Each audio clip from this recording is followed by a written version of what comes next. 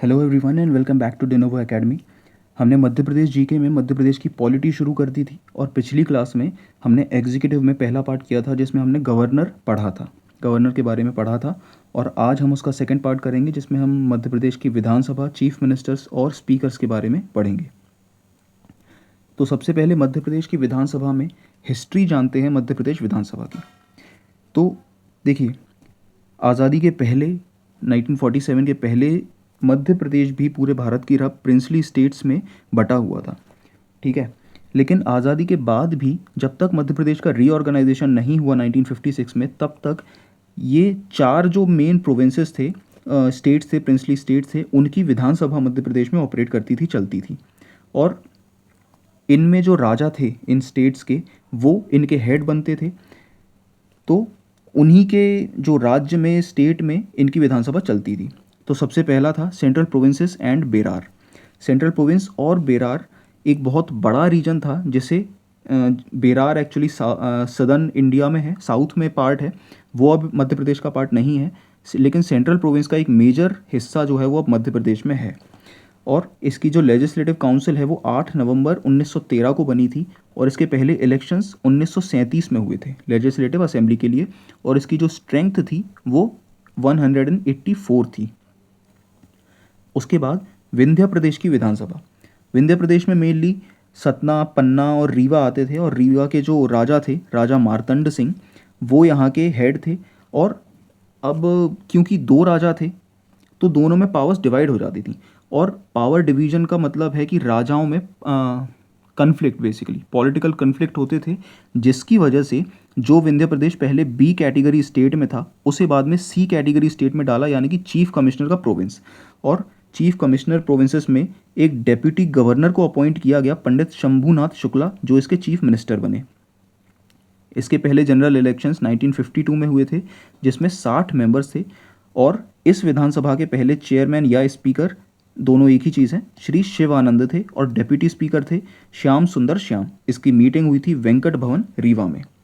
उसके बाद भोपाल की विधानसभा, जहाँ पर मेजर मुस्लिम रूल चलता था और वहाँ पर बेगम जो राज चला है, बहुत लंबे समय तक चला है बेगमों का। और जब आज़ादी मिली भारत को, तब वहाँ पर एक राजा थे और वो भोपाल स्टेट को इंडिया में मिलाने के लिए मना कर रहे थे, जिसके चलते भोपाल की प्रजा ने विलीनीकरण मूवमेंट चलाया, मर्जर मूवमेंट। और तब जाकर 1949 में भोपाल भारत का हिस्सा बना और उसे सी कैटेगरी स्टेट दिया गया, क्योंकि वहाँ पर कन्फ्लिक्ट बहुत ज़्यादा हुए हैं। भोपाल को भारत में मिलाने के लिए बहुत ज़्यादा कन्फ्लिक्ट्स हुए हैं, जिसकी वजह से उसे सी कैटेगरी स्टेट दिया गया। और ये 30 मेंबर्स की एक विधानसभा थी। इसके chief minister doctor Shankar Dayal Sharma थे। और इसके जो स्पीकर थे वो थे सुल्तान मोहम्मद खान, डेप्यूटी स्पीकर लक्ष्मी नारायण अग्रवाल। और इसकी जो मीटिंग थी वो मिंटो हॉल में हुई, जो आगे चलकर मध्य प्रदेश राज्य की विधानसभा भी बनी। इसका टेन्योर जो था वो 4.5 साल तक चला था, यानी 4.5 साल तक का इसका जो कार्यकाल था वो रहा। उसके बाद चौथी विधानसभा मध्य प्रदेश में थी मध्य भारत की विधानसभा। और इसमें ग्वालियर और इंदौर स्टेट्स आते थे। ये एक बी कैटेगरी स्टेट था। 75 मेंबर्स की लेजिस्लेटिव असेंबली थी। और इसके जो स्पीकर थे वो थे A.S. पटवर्धन। और डेप्यूटी स्पीकर या deputy chairman doctor Shri V.V. Sarwate थे। और श्री लीलाधर जोशी यहाँ के पहले चीफ मिनिस्टर बने। और इसकी मीटिंग मोती महल, ग्वालियर में हुई थी। अब जब रीऑर्गेनाइजेशन हुआ तो ये चारों विधानसभा मध्य प्रदेश में मिल गई। और उसके बाद मध्य प्रदेश की विधानसभा एग्जिस्टेंस में आई 1 नवंबर 1956 को। और इसका पहला और फाइनल सेशन 17 दिसंबर से 17 जनवरी तक चला। और मार्च 1957 में इसे अबॉलिश कर दिया गया था। उसके बाद मध्य प्रदेश विधानसभा की बिल्डिंग, तो जो ओल्ड बिल्डिंग थी मध्य प्रदेश विधानसभा की, वो मिंटो हॉल के नाम से जानी जाती थी, जिसे सुल्तान जहां बेगम ने बनवाया था, जो भोपाल की बेगम थी। और ये 1909 में 1909 में वाइसरॉय मिंटो के लिए इसे बनवाया गया था। इसका जो कंस्ट्रक्शन जो नई विधानसभा का है वो हुआ है 14 सितंबर 1984 को। और इनॉग्रेशन, जो उद्घाटन इसका था, वो 3 अगस्त 1996 को हुआ, जिसे प्रेसिडेंट डॉक्टर शंकर दयाल शर्मा ने किया था। और इसे इंदिरा गांधी विधानसभा भवन कहा जाता था। इसके आर्किटेक्ट हैं चार्ल्स कोरिया, जो इंडिया के बहुत पॉपुलर और बहुत बड़े आर्किटेक्ट रहे हैं, और इन्होंने ही पर्यावास भवन और भारत भवन भी बनाए हैं मध्य प्रदेश में। जो नई असेंबली है उसे आगा खान आर्किटेक्चर अवार्ड भी मिला है, जो आर्किटेक्चरल फील्ड में बहुत बड़ा अवार्ड है। अब इस विधानसभा की एंट्रेंस पर एक पेंटिंग बनी हुई है जीवन वृक्ष, जिसे जनगढ़ सिंह श्याम ने बनाया है, जो एक बहुत ही फेमस गोंड आर्टिस्ट हैं, गोंड ट्राइब के आर्टिस्ट हैं, और इसे हम आर्ट वाली क्लास में पढ़ेंगे। उसके बाद कुछ articles. Article 168 of the constitution provides for a legislature in every state. Her state में एक विधानसभा तो कम से कम होनी ही चाहिए। विधान परिषद या लेजिस्लेटिव काउंसिल हर स्टेट में नहीं है, लेकिन 7th अमेंडमेंट के हिसाब से मध्य प्रदेश में भी एक लेजिस्लेटिव काउंसिल होनी चाहिए थी, लेकिन आज तक वो एग्जिस्टेंस में कभी नहीं आई। आर्टिकल 170 के हिसाब से जो विधानसभा होती हैं उनकी मैक्सिमम जो मेंबरशिप है, मैक्सिमम जो स्ट्रेंथ है वो 500 हो सकती है, और मिनिमम स्ट्रेंथ 60 से कम नहीं होनी चाहिए। कई स्टेट्स ऐसे हैं जिनमें, जो मेनली नॉर्थ ईस्ट के जो स्टेट्स हैं, उनकी टोटल स्ट्रेंथ जो है वो बहुत कम है, 60 या 50 के आसपास है। लेकिन अगर ऐसी सिचुएशन होती है तो 91st अमेंडमेंट के हिसाब से 12 से कम काउंसिल ऑफ मिनिस्टर्स की वो स्ट्रेंथ नहीं होनी चाहिए। ओके, मैक्सिमम 15% और मिनिमम 12। 7th अमेंडमेंट के हिसाब से लेजिस्लेटिव काउंसिल मध्य प्रदेश में बननी चाहिए, लेकिन it never came into existence. अब ये प्रोसीजर है विधानसभा का, और ये बहुत इंपॉर्टेंट है। इसके शुरू के 5 स्टेप्स एटलीस्ट बहुत इंपॉर्टेंट है, क्योंकि ये पिछले एग्जाम्स में आए हुए हैं।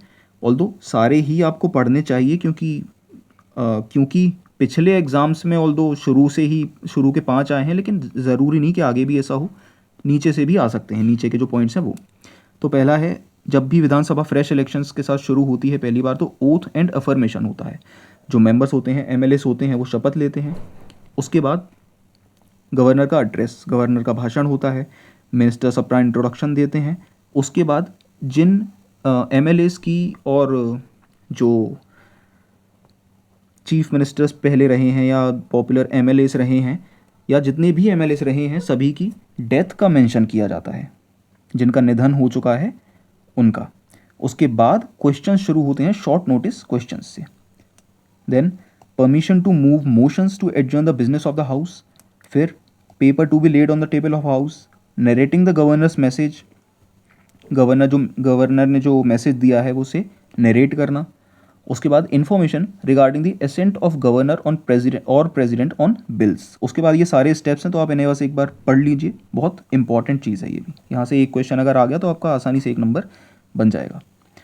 अब देखिए, ये है मैप जो पुराना रीऑर्गेनाइजेशन के पहले का मध्य प्रदेश था वो। तो ये मध्य भारत है, जहाँ पे ये है ग्वालियर, ये इंदौर स्टेट यहाँ पूरा ये था।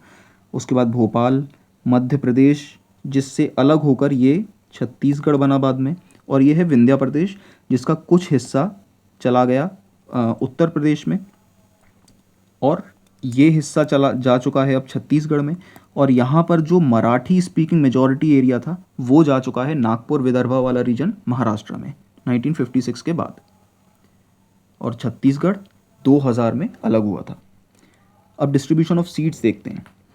84th कॉन्स्टिट्यूशनल अमेंडमेंट के हिसाब से जो सीट्स का एलोकेशन है, अब नेक्स्ट टाइम जब भी सीट्स लेजिस्लेटिव असेंबली और लोकसभा की सीट्स को रीएडजस्ट किया जाएगा, वो रीएडजस्टमेंट 2026 के बाद जो पहला सेंसस होगा उसके बेसिस पर किया जाएगा। जो डिलिमिटेशन कमीशन सेटअप होगी वो 2026 के बाद जब भी पहला सेंसस किया जाएगा उसके बेसिस पर ही किया जाएगा। अब पहली लेजिस्लेटिव असेंबली मध्य प्रदेश की 1 नवंबर 1956 से 5 मार्च 1957 तक थी, जिसका पहला सेशन 17 दिसंबर से 17 जनवरी तक चला था, ऑलमोस्ट 1 महीने के लिए, हम पहले ही पढ़ चुके हैं। फिर दूसरी असेंबली 1 अप्रैल 1957 को सेटअप हुई, जिसे 7 मार्च 1962 को डिसॉल्व किया गया।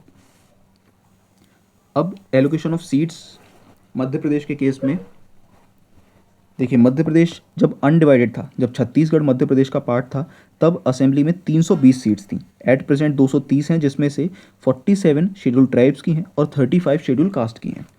लोकसभा रिप्रेजेंटेशन अनडिवाइडेड मध्य प्रदेश का 40 सीट्स पर था और एट प्रेजेंट 29 सीट्स पर है, जिसमें से 6 सीट्स शेड्यूल ट्राइब्स की हैं और 4 सीट शेड्यूल कास्ट की हैं। अब शेड्यूल ट्राइब्स की सीट्स ज़्यादा क्यों हैं? क्योंकि मध्य प्रदेश में पूरे इंडिया में सबसे ज़्यादा शेड्यूल ट्राइब्स हैं। राज्यसभा में अनडिवाइडेड मध्य प्रदेश का 16 सीट्स पर रिप्रेजेंटेशन था और एट प्रेजेंट 11 सीट्स पर है। और 104 अमेंडमेंट के बाद एंग्लो इंडियन कम्युनिटी का जो रिप्रेजेंटेशन है उसे अबॉलिश कर दिया गया है, तो अब उनका कोई रिजर्वेशन सीट्स पर नहीं होता।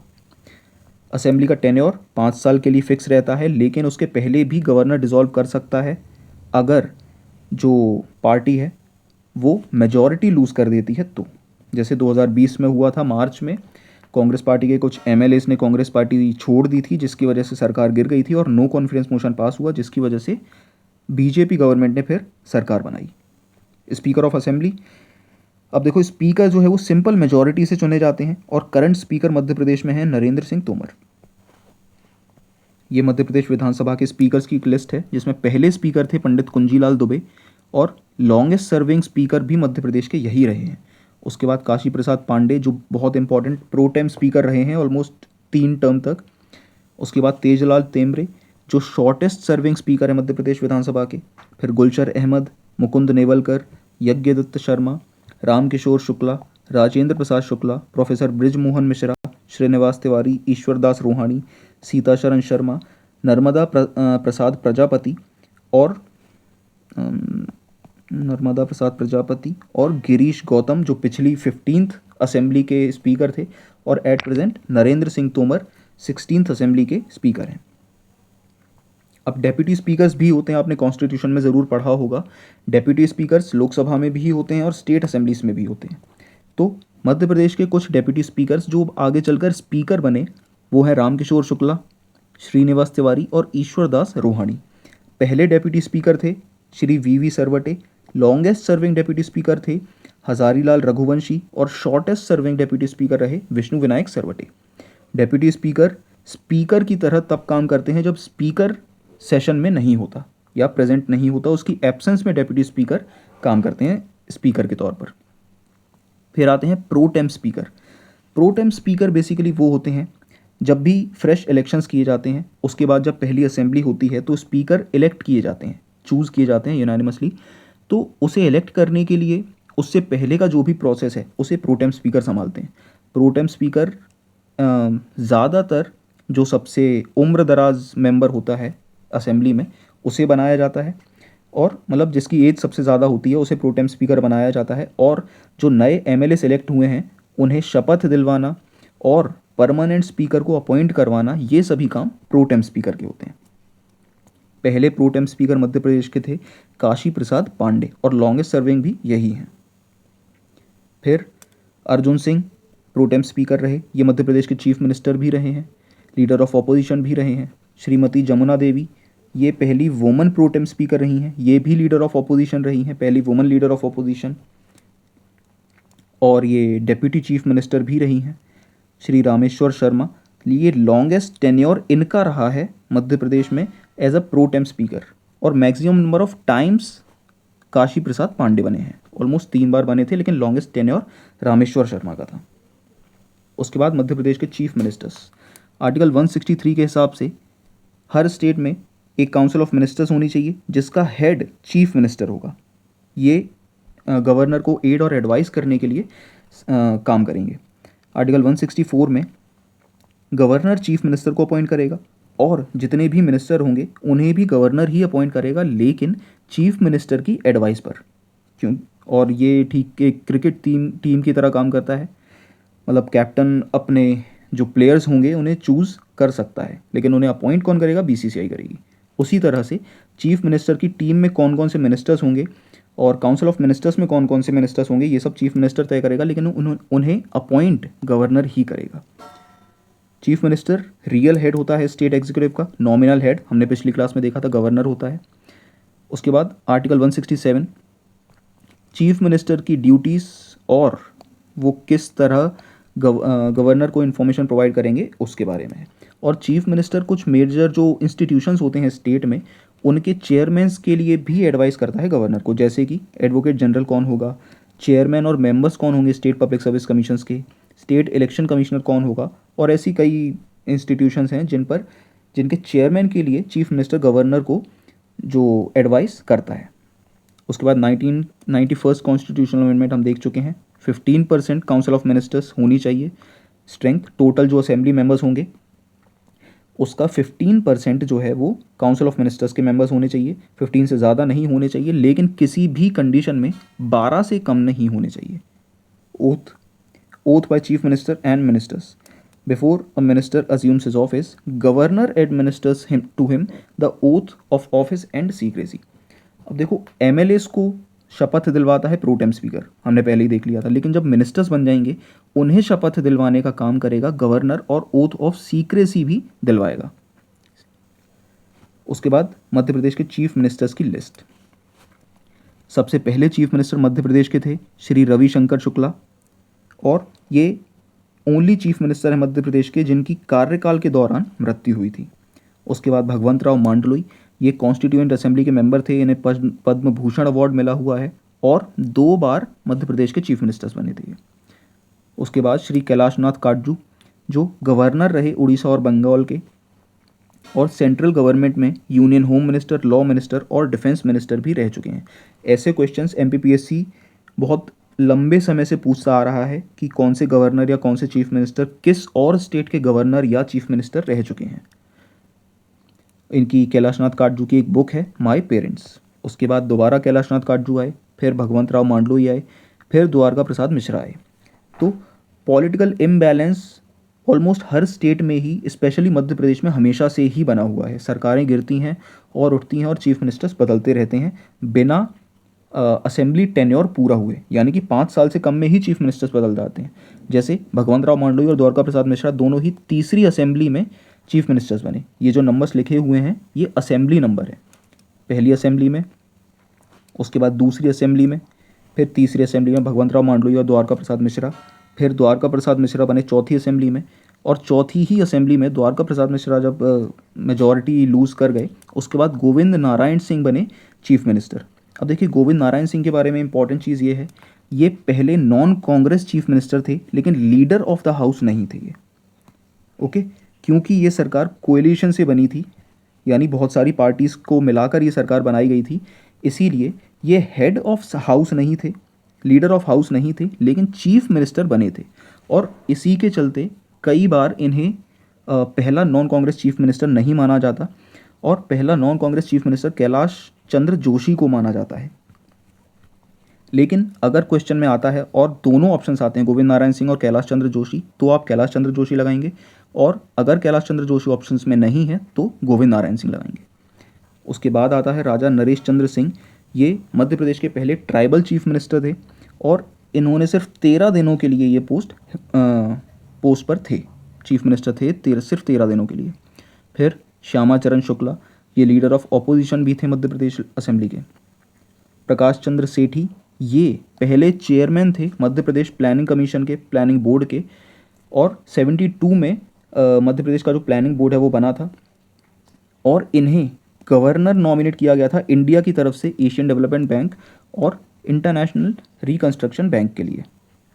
फिर दोबारा श्री प्रकाश चंद्र सेठी आए, और फिर आए श्यामा चरण शुक्ला, जिनके समय पर पहला प्रेसिडेंट रूल लगा मध्य प्रदेश में 1977 में 5th असेंबली में। फिर कैलाश चंद्र जोशी, जो जनता पार्टी से थे और पहले नॉन कांग्रेस चीफ मिनिस्टर थे मध्य प्रदेश के। He was the founding member of भारतीय जनसंघ। फिर श्री वीरेंद्र कुमार सखलेचा, ये लीडर ऑफ ऑपोजिशन भी रह चुके थे और पहले डेप्यूटी चीफ मिनिस्टर भी थे मध्य प्रदेश के, और पहले ही ऐसे चीफ मिनिस्टर थे जो दोनों चीफ मिनिस्टर और डेप्यूटी चीफ मिनिस्टर रहे थे। फिर सुंदरलाल पटवा के 2 टेन्योर चीफ मिनिस्टर के तौर पर मध्य प्रदेश में थे, और दोनों ही टेन्योर्स में इमरजेंसी लगी थी।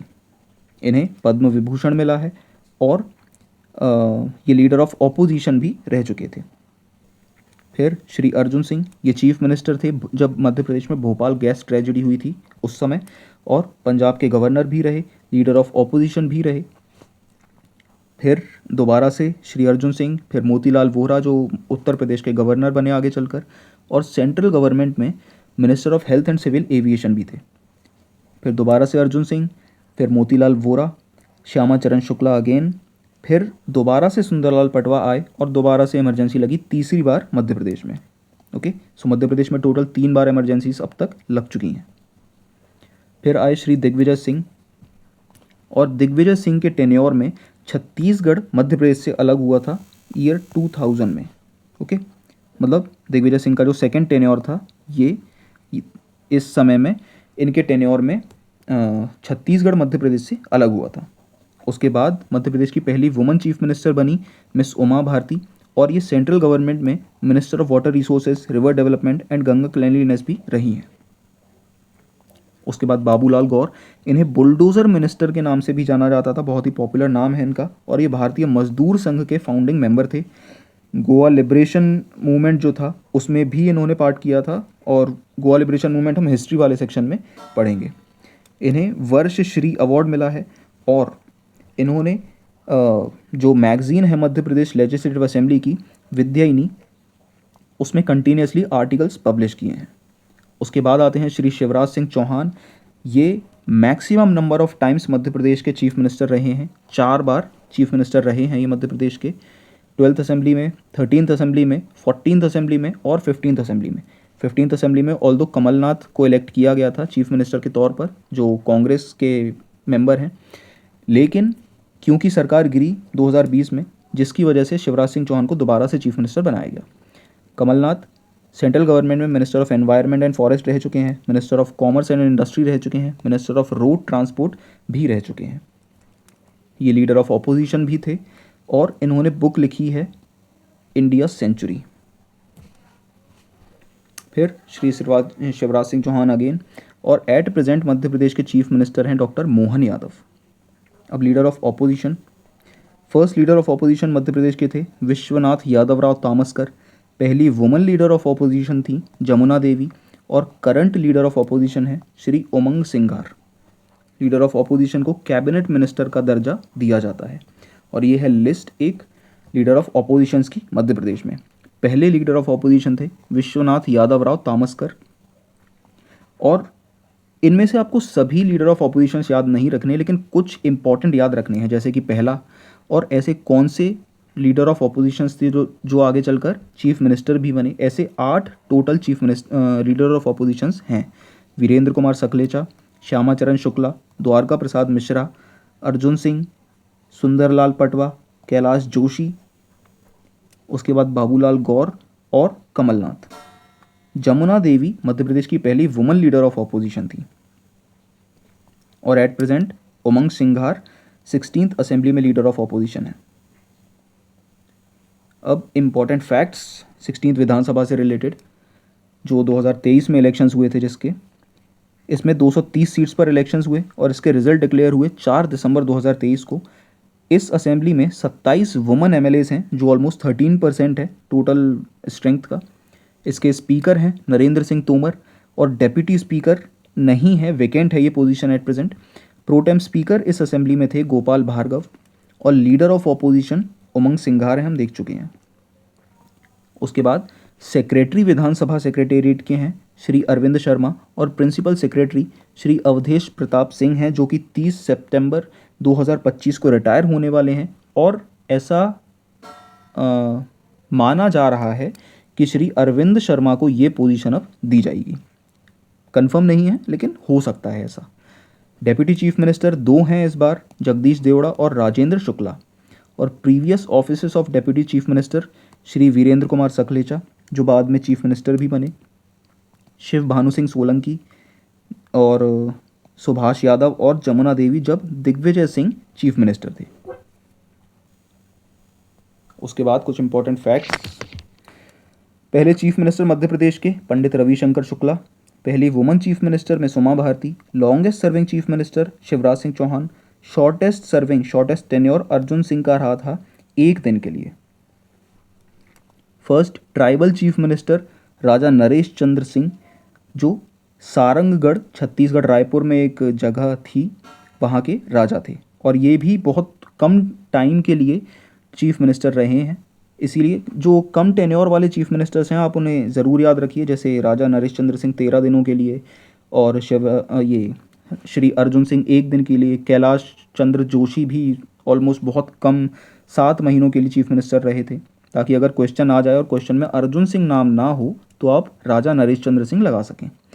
Chief minister at the time of Bhopal gas tragedy Shri Arjun Singh. Chief minister during Phoolan Devi surrender, Phoolan Devi जब सरेंडर किया था उन्होंने तब अर्जुन सिंह चीफ मिनिस्टर थे। पहले non Congress chief minister Kailash Joshi. Pandit Kunjilal Dubey Rashtriya Sansadiya विद्यापीठ भोपाल में है। ओके, सो ये थी आज की क्लास, और इसके साथ हमने पॉलिटिकल सिस्टम ख़त्म कर लिया है मध्य प्रदेश का। इसके बाद हम मध्य प्रदेश की जुडिशरी और पंचायती राज सिस्टम करेंगे, जो लोकल बॉडीज़ जिसमें आती हैं। और पॉलिटी सेक्शन आपका ज़्यादा बड़ा नहीं है, तो जल्दी ही ये ख़त्म हो जाएगा। Okay, so goodbye and take care, मिलते हैं अगली क्लास में।